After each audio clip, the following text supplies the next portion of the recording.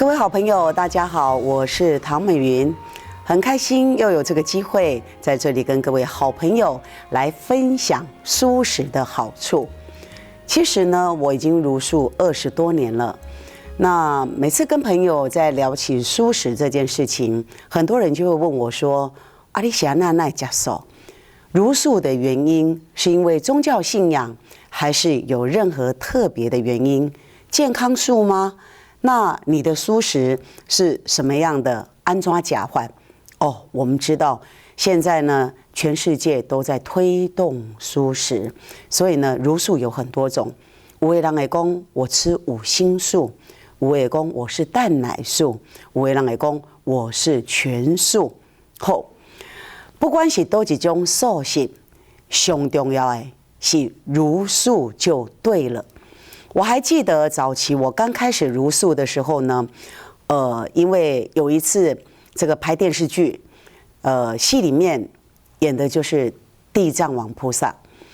那我们知道，其实台湾拍戏有这个习俗，就是如果我们拍到这佛菩萨的故事，我们总是会茹素，祈求剧组平安，而且拍摄顺利。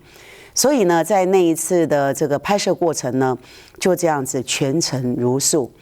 到戏结束以后，我忽然间发现我的饮食习惯改变了，就是变得味觉还有嗅觉特别敏感，就是只要荤食的话，总是会觉得会小小的会觉得有一点点闻到了会有一点点不舒服。那再来呢，就是因为那段时间我的母亲身体微恙，她需要开刀。那因为呢，我妈妈她其实就是这个年纪大了，所以我其实很担心她这个开刀的过程会不会顺利，所以就很关爱这件事情。那在东方人，其实我们都有这种习俗跟这种祈求的方式，就是我们会希望子女以自己为父母茹素，或者是希望可以把自己的慧修来折给我们的父母，那祈求他可以长寿平安。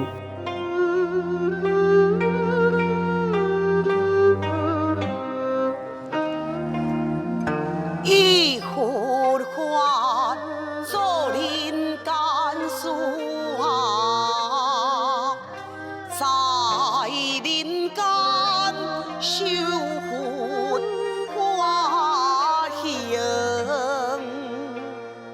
所以呢，在那一次开刀之前，我就真正的静下心来，就是祈求，然后就希望我的母亲开刀，我就愿意从此长期茹素，换得我的母亲的身体健康。那当然很感谢现在的这个医学很进步，还有就是也很感恩这个大医王他的这个手术经过明，所以在那一次的手术过程当中，我的母亲果然是恢复健康，而且恢复得很快。那当然，我也觉得就是说，真的也感恩佛菩萨的保佑。那我也就从此就开始茹素。这一晃眼已经20多年了，我都不知道原来平常时啊，咱也别去在意讲，这顿我要吃什么，下一顿我要吃什么。其实每一天吃的物件，无一定是上重要啊，而且都要选择是活的，是生的。我想那个绝对都是错误的选择。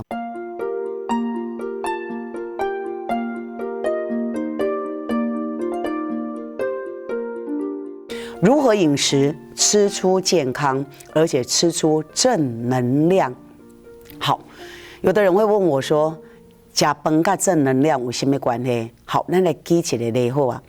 假使3不5时的时阵，有可能在外面摕物件，手不小心去划到受伤了。有的人会讲，你那遐小皮，轻轻安尼甲你刮一下尔，受伤尔，血嘛才流一点点嘛，你哪感觉痛个安尼？有没有这种经验？拄啊去安尼流着小块尔，或者是讲行路的时阵无细力去踢着，所以溜皮嘛感觉真痛，会不会有这种感觉？会哈。那如果每个人都具有这种知道觉知痛的感觉，其实痛不是干那人的权利呢。所有生命的动物，他们也是都有情绪，他们也是都有感情，那他们也是都会有痛的知觉。我还记得上次跟各位好朋友来分享，我们出国去拍摄《高僧传》的时候，还记得猴子的故事吗？对不？还有喂蚂蚁的故事。其实从小细节我们可以看得出来，天地万物，还有所有的动物皆有灵性，而且因的生命嘛是真宝贵。咱刚才挂一点嘛，咱就感觉真痛。那对因来讲呢？当我们想要食用它的时候，请问我们可以有问他会不会痛，然后愿不愿意？根据医学上的报道，其实就是说，人体在身体不一定是人的身体哦，面对恐惧、害怕、不安、嗔恨的时候，这个体内会散发毒素。那这种毒素其实不是用烹调、煎、煮、炸就可以把这些不好的毒素给它去除掉，其实是不可能的。所以，假使咱若是伫咧食这活跳跳的动物的时阵，他们的恐惧、他们的害怕、他们的嗔恨，其实这种会转化做伫因的身体里面。那吃了它。其实，咱就是真正将这无好的物件食入咱的腹肚内。人的身体里面，咱是需要有正能量，可以补充我们的营养，而且可以帮助我们的食物，而不是把我们的肚子里面当成坟墓。按你讲，刚才是有一点仔恐怖，可是如果我们仔细想想，真的是这样子。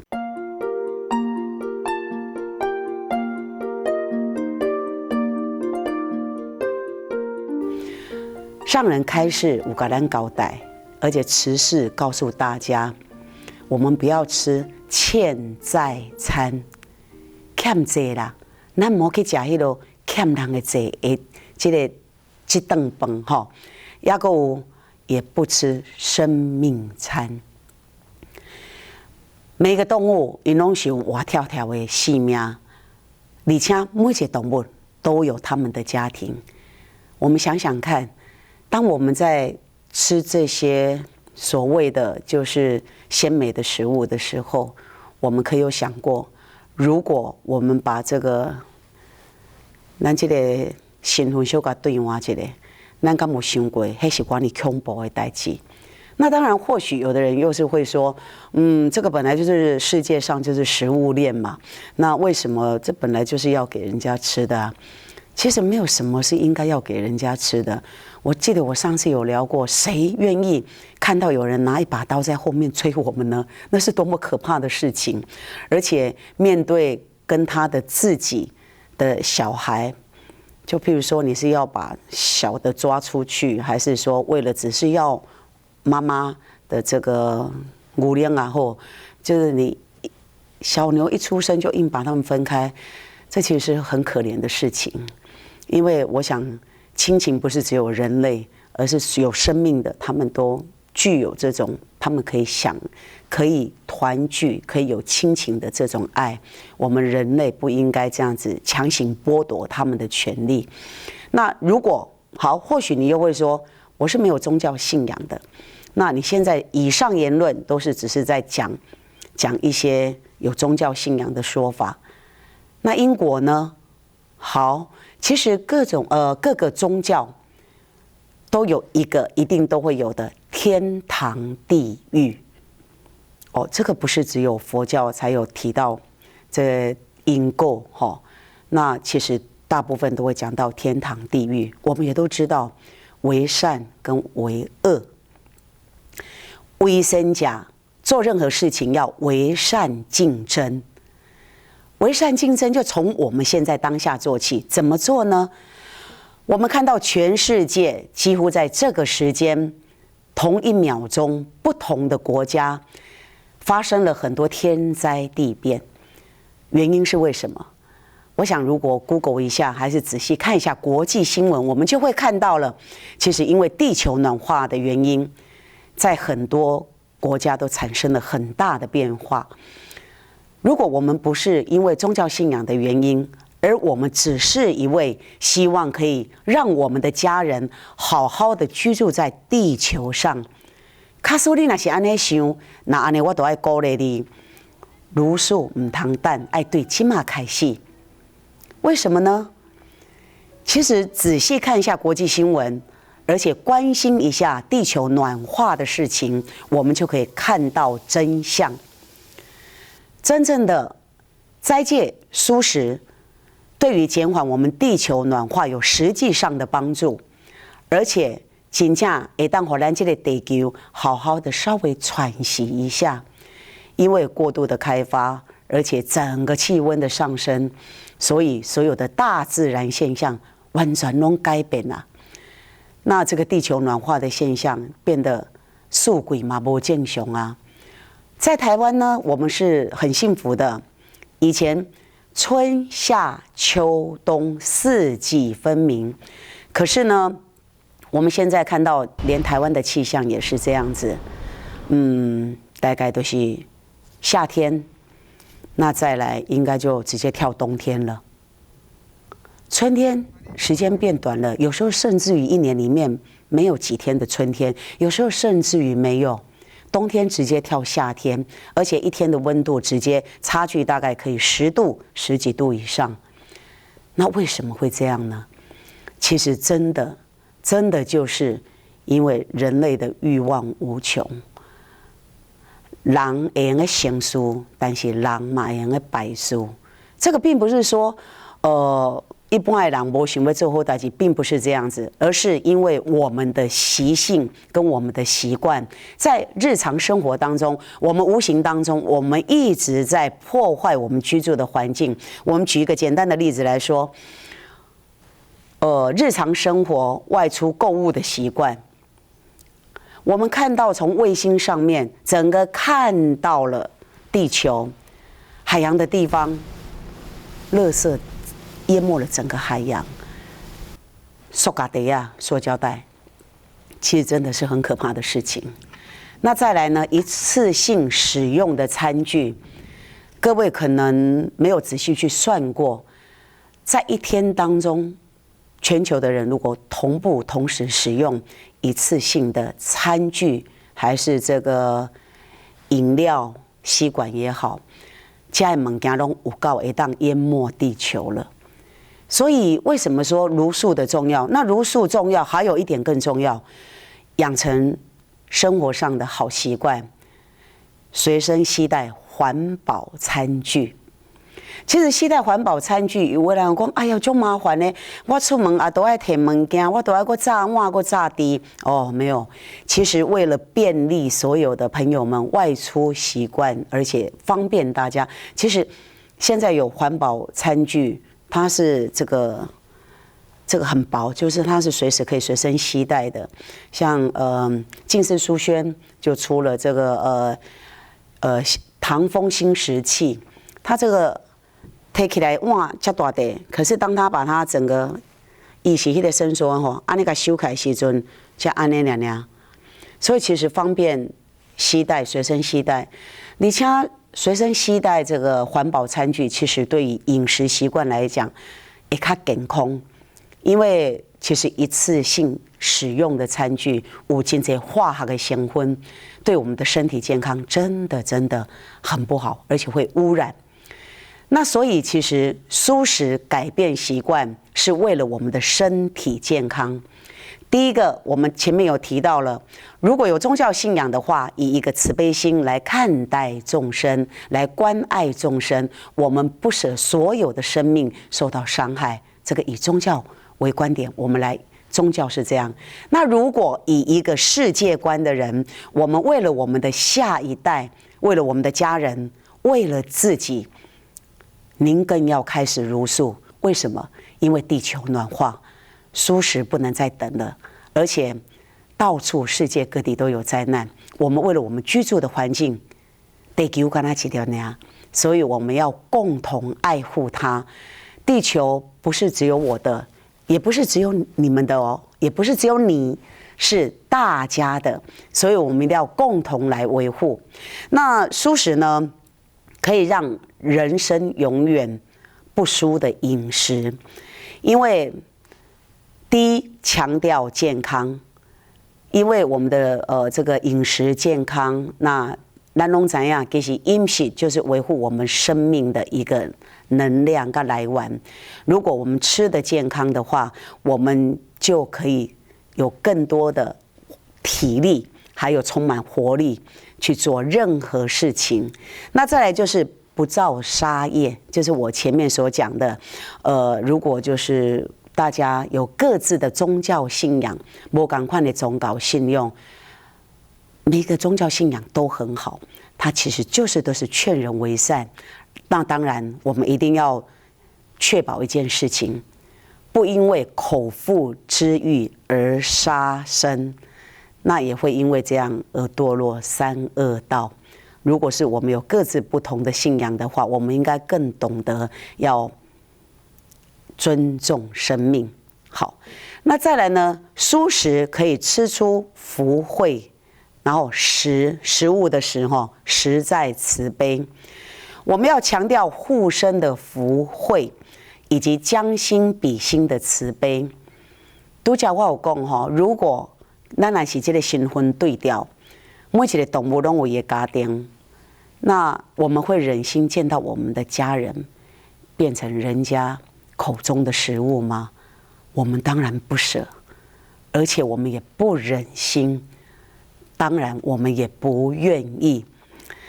那再来就是蔬食，我们可以救他的性命，这个他就是所有的动物哦，而且可以帮助你的慧命。蔬食呢有利他利己的好处，利他我们就是可以保护他们的生命，那利己当然就是可以维护我们身体的健康。而且各位一定要注意一件事情哦，而且一定要去关照一件事情。其实蔬食呢，我们可以植福，然后还有就是培育培功的效益。我们每一口食物其实都是可以让我们培福的好机会，所以每一口的蔬食都是福气。好，讲到蔬食，提到福气，有的人会讲说，因为我吃素吃20几年啊，所以我去买一提跟大家讲素食有多好，素食是安怎的原因。我来讲一件实际的这个遇到的事情，是我亲身的实际的事情。在蔬食不久以后呢，有一次，因为我也有就是发生了就是身体就是有一个小病哈，就是细细的病，可是因为要开刀要动手术，那我本身我真惊痛。所以在那摆要手术的时阵，我就跟医生就一直不断的仔细的这个门诊，然后讨论。后来确定要开刀的时候，我就告诉医生说：“对不起，医师，可不可以麻烦您帮我做全身麻醉？”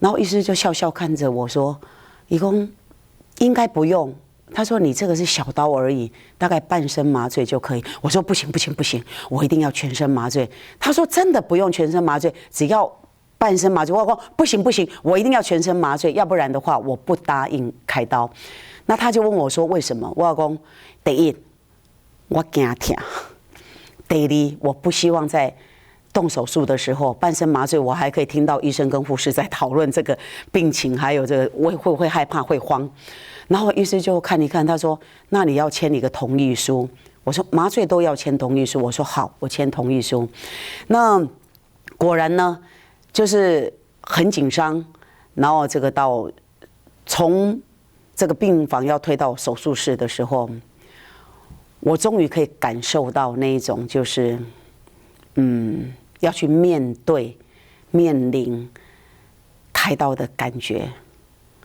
很可怕，真的很可怕。这个他们推着这样走的时候，其实那个当下，其实心中有没有跳对锤出来，就是充满未知。虽然医生一直强调告诉我，那只是个小刀，只是个小手术，可是人就是这样子。当我们不知道的时候，我们不知道害怕；可是当知道要送上手术台的时候，那种惶恐、不安，还有惊吓。惊吓写安呢，我在分享我自己当下的心情。那到了手术台上面呢，医师就告诉我，他说你现在仔细哦，就是照着他的指示、护士的指示，然后马上就会做麻醉。他就拿了这高高的，他就说来，请你看上面，因为我很惊，很紧张。他一拿起来以后，我就把眼睛闭上，我就心里开始觉得心中有点蹦蹦蹦，就紧张哎。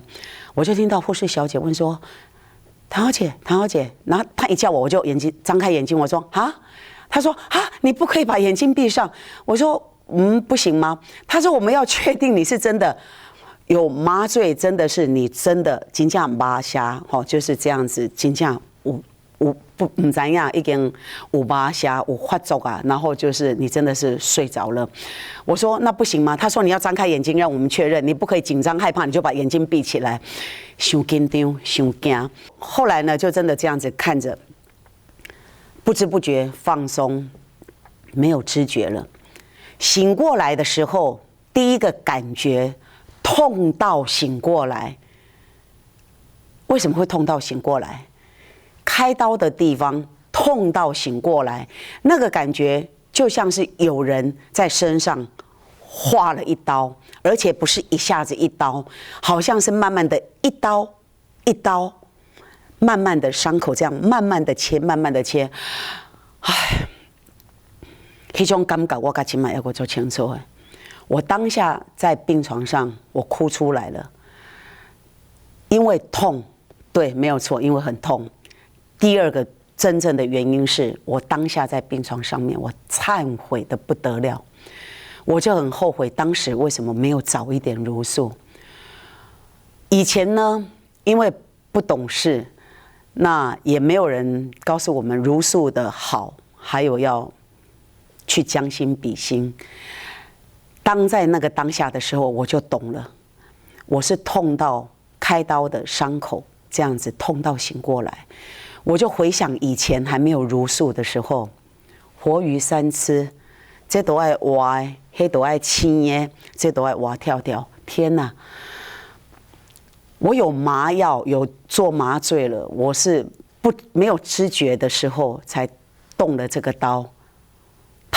我们要吃它杀它之前，有问他说：“你需要麻醉吗？你会痛吗？”我们有这样子问过他们吗？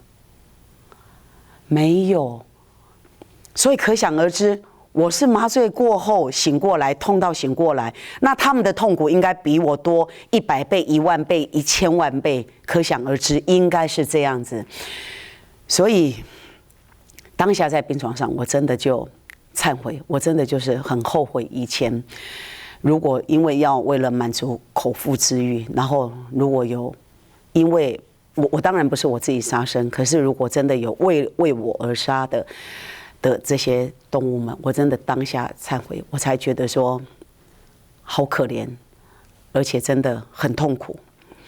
那我还记得说痛到醒过来的时候，他有一个这个麻药，就是如果真的受不了，你可以去按那个紧急的这个电铃琴，护士小姐过来，我连想要按那个铃力气都没有，全身虚弱，然后连点滴感觉他没有了，想要找人来帮我，连那个力气都没有。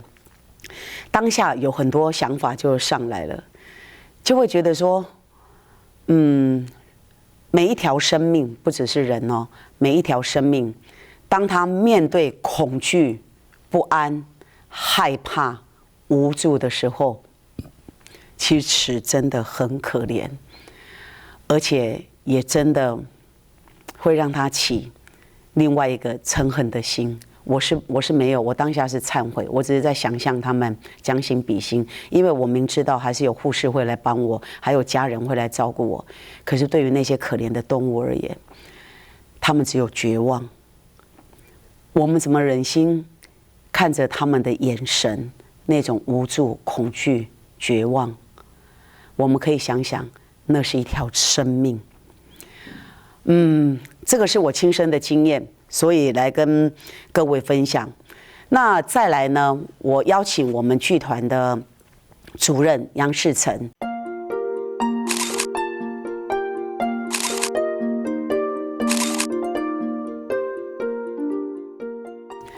我请他来跟大家分享他茹素的因缘。他茹素的因缘其实也是用生命来度他茹素哦。当然，其实因为我们剧团。我自己个人的原因，茹素20多年，所以我规定我的办公室、我的剧团，其实只要一进到我们剧团以后，就是只有蔬食，我们里面是没有荤食的，所以就从行政人员开始到团员，在剧团就是跟着我，一定要茹素。世成是个年轻人，他是一个非常有创意的年轻人。他虽然是剧团主任，可是其实他真正的学习在学校学的是剧场舞台设计。他的作品也曾经入围布拉格世界级的哦，国际的这个世界剧场设计入围前100大，全世界的100名里面哦。他是很有才华的年轻人，所以刚到剧团的时候，我想。这些年轻人可能都会觉得，我的剧团为什么一定要茹素呢？大家可能会觉得，好吧，就配合老师，可能是硬性规定。可是，当他自己遇到了一些亲身经历了一些事情以后，他就懂得生命的可贵，也让他懂得其实生命的珍贵，还有生命的脆弱。所以他在这个转折当下，他就开始全部都茹素，每一餐都茹素，到现在也差不多3年，也差不多3年了。我见证到了他这个从茹素之前，还有就是真正发心立愿的茹素那份悲心，其实就是爱惜生命，因为他太爱他的宠物猫。它叫做飞毛腿。其实他从小我们就看到世成把他领养到他的身边，也常常带到剧团，所以我们都把他当成自己的毛小孩那样子疼他。不过当然最疼他的是世成，因为他等于是他的在台北陪伴他的一个小孩，是他的小孩。我们都知道北部的很多年轻人，他们其实有养这个小狗、小猫，甚至于各种不同的动物，他们都当作是他们身边的唯一的喜欢的，然后疼惜的小孩。那究竟是发生什么事情呢？为什么会让世成觉得他应该为了他的飞毛腿，而且觉得生命都是很可贵的？为什么他会愿意就这样子开始投入茹素，而且还劝素、推素，很难能可贵的年轻人？那我们就请他来跟大家分享。大家好，我是唐美云歌仔戏团的杨世成。那今天来跟大家分享我如何开始决定要茹素。那其实从我茹素到现在大概3年左右。那这个因缘真正开始茹素是3年，但是其实真正开始接触素食这件事是从我进剧团开始。那我是2013年的时候到唐老师的剧团上班。那其实剧团的有规定，就是我们只要进办公室，只要来上班，就是跟着唐老师的行程，基本上就是茹素的。所以应该说从2013年开始，一直到现在，就是陆陆续续茹素到2020年。那其实以前在剧团刚开始在剧团上班的时候，我们茹素只是一天大概只有1餐或者是2餐，就是在上班的时候。那回到家可能就没有茹素，而是随便吃这样。那真正开始茹素的原因是因为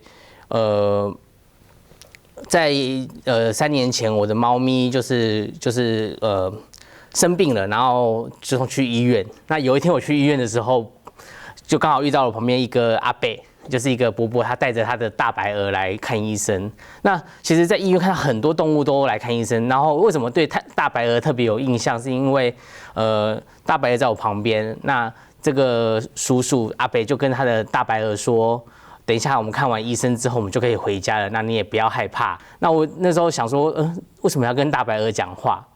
然后后来叔叔更做了一个很精彩的动作，是他跟大白鹅嘴对嘴亲了一下，然后我想说，哎，怎么这么特别？就觉得跟我们平常养的猫咪或小狗是不一样的状态。那后来因为大白鹅事件，然后回到家之后，其实当下没有想太多，而是真正等到我的猫咪离开之后，我就回想这个故事。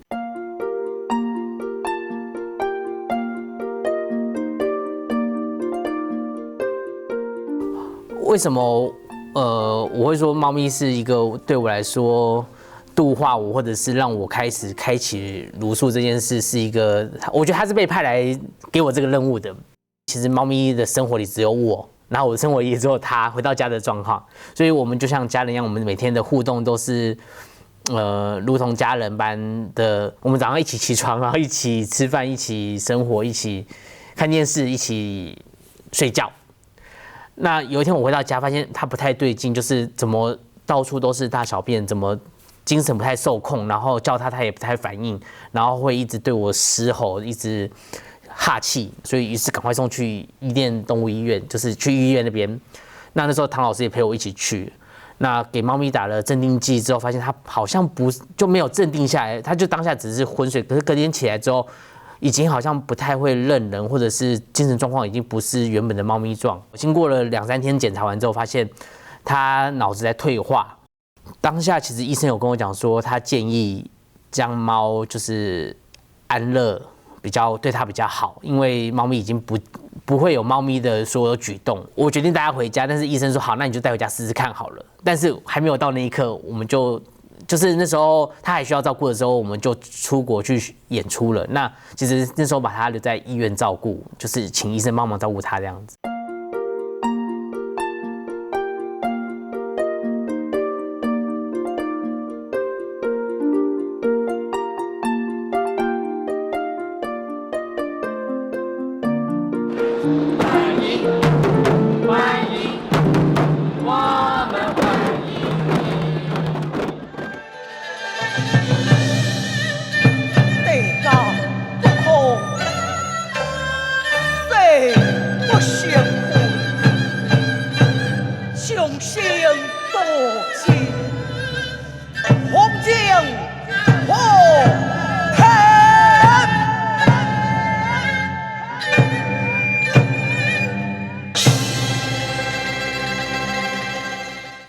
那演出第1周，有一天医生打电话跟我讲说，你猫咪已经离开了这样子。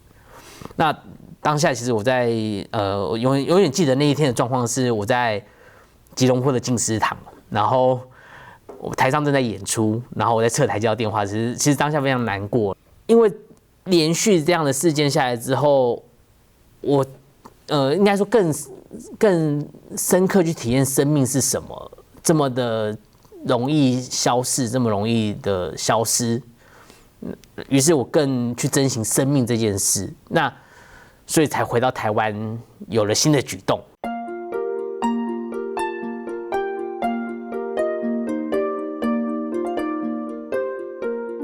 那其实回到家想到的是，对于叔叔来说，大白鹅是他的家人，是他的宠物，就像我的猫咪对我来说是我的家人宠物，所以。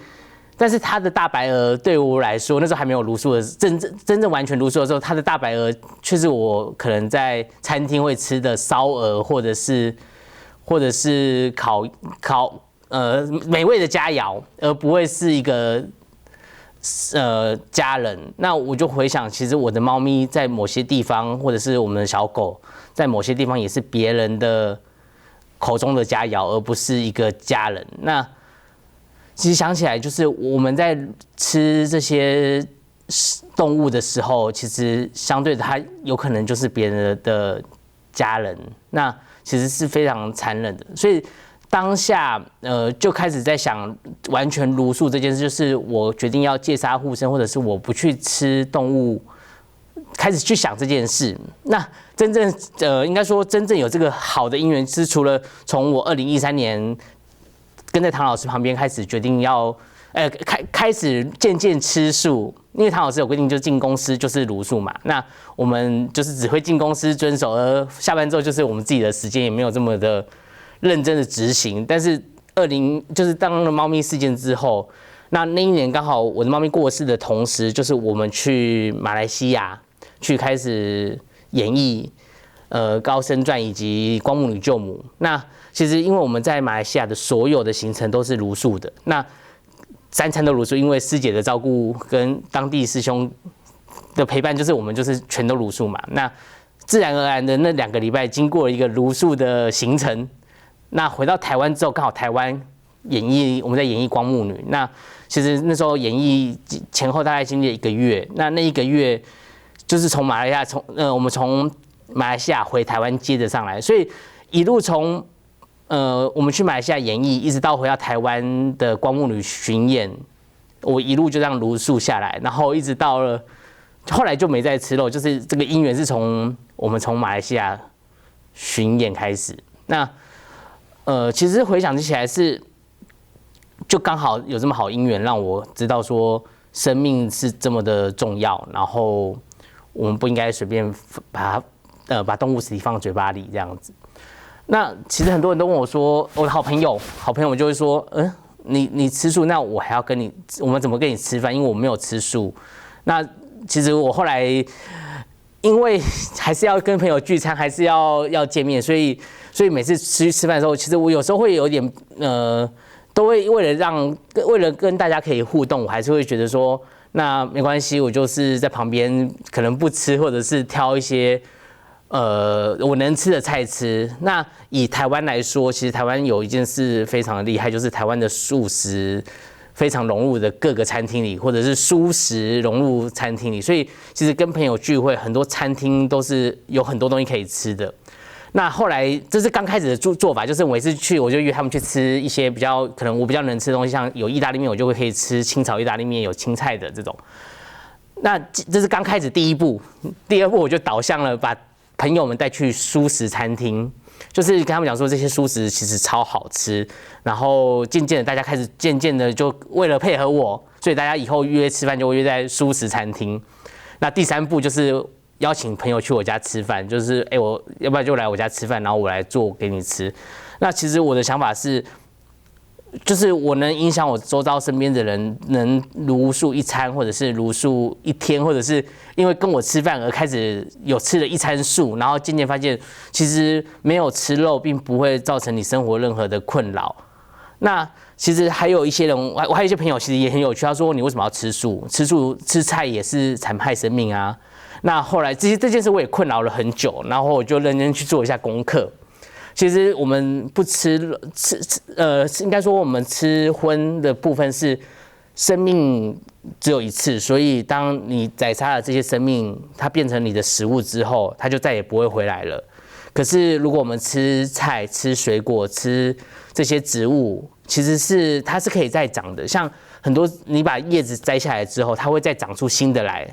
那它可能会越长越好，或者是我们吃果实，我们吃到的吃果实摘下来之后，它其实是帮助它生长的。所以植物的状态它是会持续生长，而动物不会。这是一个我在看到的比较容易跟大家分享，为什么我选择吃蔬食而不是吃荤食的一个可以跟大家互相讨论的回应的方式。然后再来是，为什么我觉得不吃肉是一件很棒的事？其实是因为，除了刚才讲的大白鹅事件之外，其实没有吃肉之后，个人的身体状况是没有这么大的压力，因为我觉得自己清静很多，因为你不是把自己的身体再当作，动物们的掩埋场这件事，我觉得跟很多朋友讲，他们也可以去想这件事，因为其实大家可以去试想的是，当那些生命们最后面的终点是你的身体里的时候，其实对我们来说是非常残忍的。那我们好像没有必要为了自己的口欲造成这些没有这么舒服的事情进来身体里。那其实我希望的是台湾有一天就是可以大家不用去在街上找素食餐厅，而是它是一个很容易推广的一般的生活，是一个日常，而不是一个习惯。就是它已经变成一个日常，就是我不用再特意强调说，我是吃素，所以可以帮我准备素食餐厅嘛，或者帮我找素食的菜这样，而是自然而然的，大家可以减少对吃肉的这件事。除了对环境这件事之外，也是对整个地球的生态都是好的啦。所以其实茹素大家可以一步一步来，而不会是马上叫你就是直接要吃素，但是可以从一天一餐或者是一个礼拜一餐都好。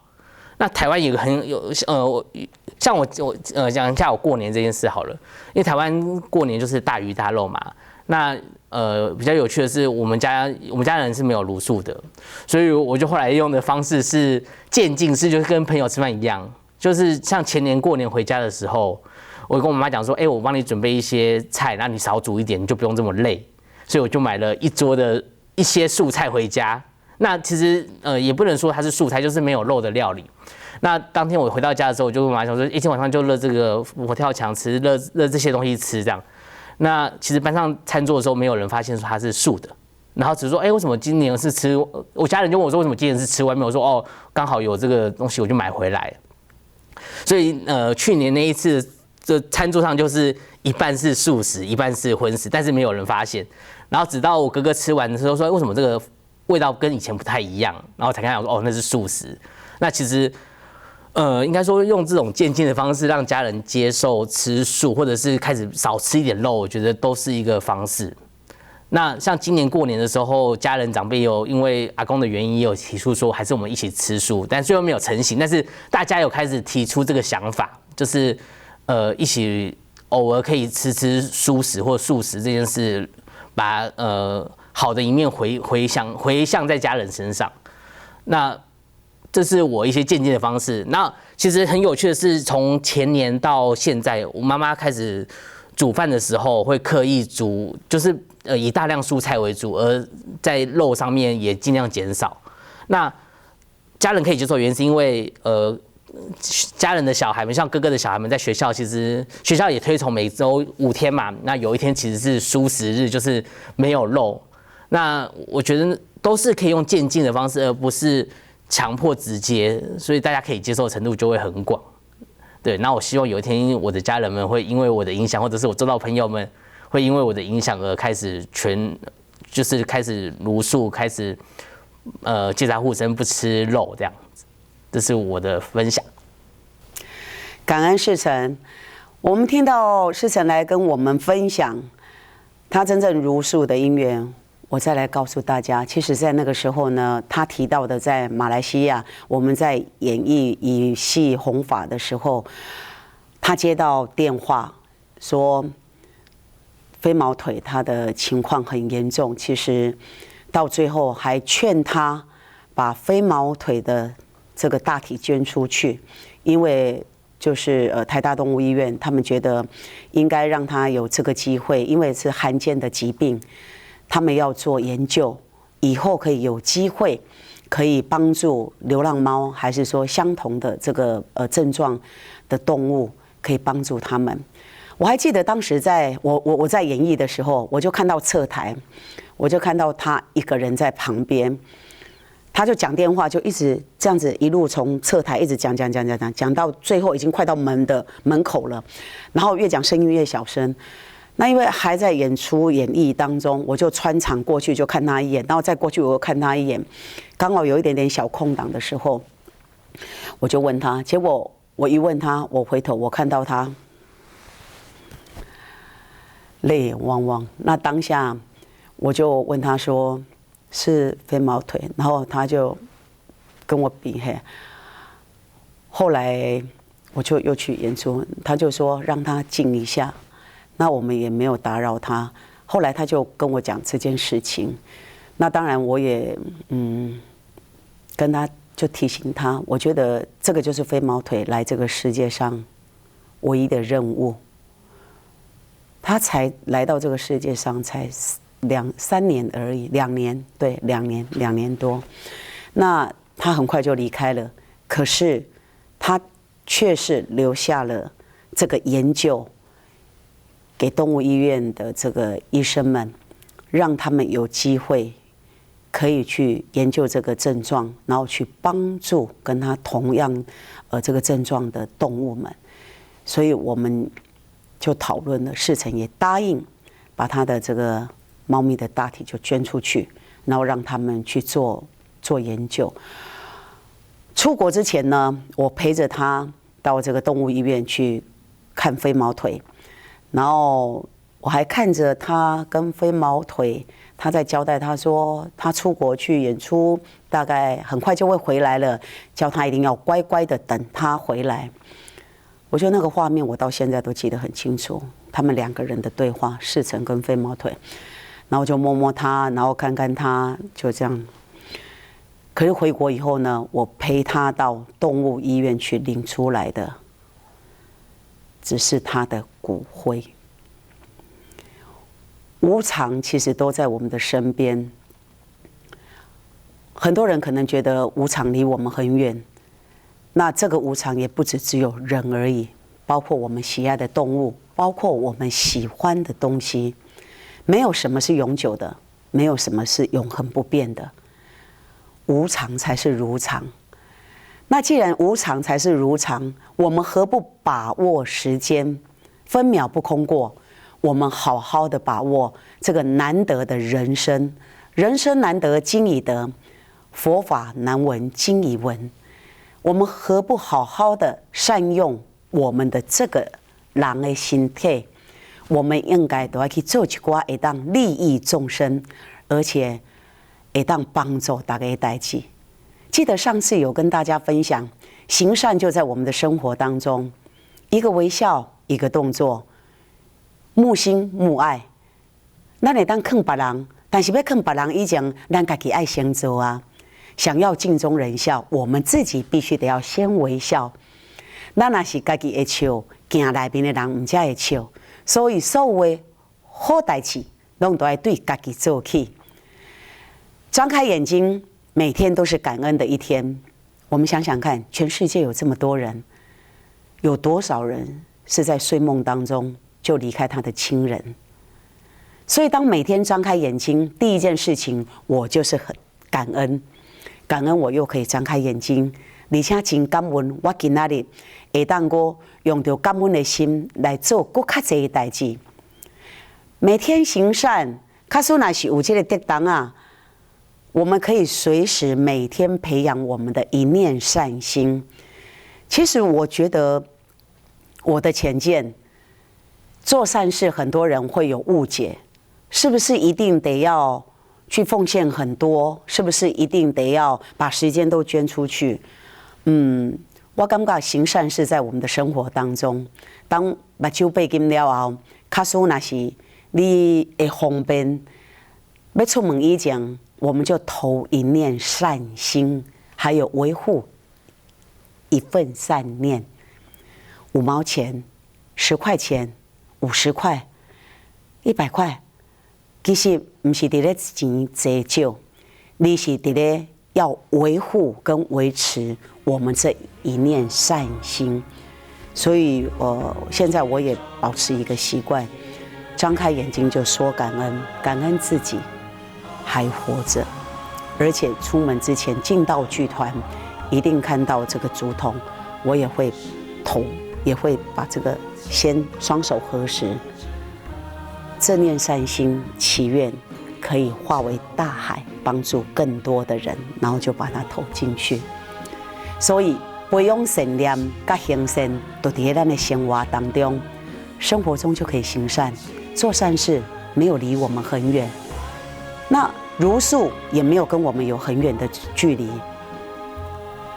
爱地球，爱家人，爱护自己，守护健康，就从我们这一餐开始。茹素一点都不难，邀请大家一起来素看看，感恩。